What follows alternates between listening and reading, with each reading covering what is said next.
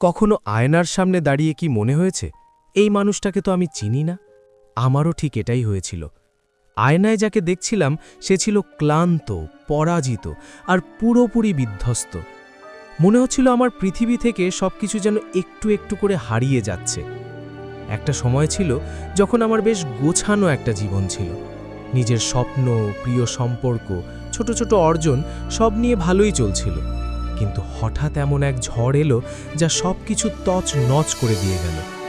আমি জীবনের এমন এক পর্যায়ে পৌঁছেছিলাম যেখান থেকে মনে হয়েছিল আর হয়তো উঠে দাঁড়াতে পারবো না। কিন্তু আজ আমি আমার সেই ভাঙা অবস্থা থেকে ঘুরে দাঁড়ানোর গল্প বলতে আসিনি, বরং আমি সেই শিক্ষাগুলোর কথা বলতে এসেছি যা শুধু সবকিছু হারানোর পরেই পাওয়া যায়।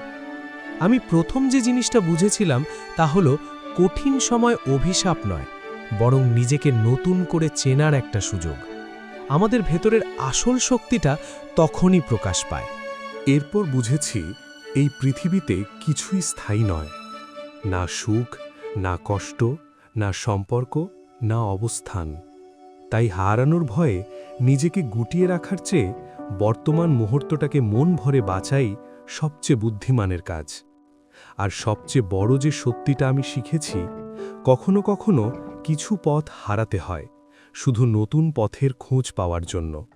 সব হারানো মানেই শেষ নয়, অনেক সময় সেটাই নতুন শুরুর একমাত্র দরজা। আপনার জীবনেও যদি এমন কোনো সময় এসে থাকে, কমেন্টে আপনার গল্পটি শেয়ার করতে পারেন। মনে রাখবেন, প্রতিটি শেষই একটি নতুন শুরুর সুযোগ নিয়ে আসে।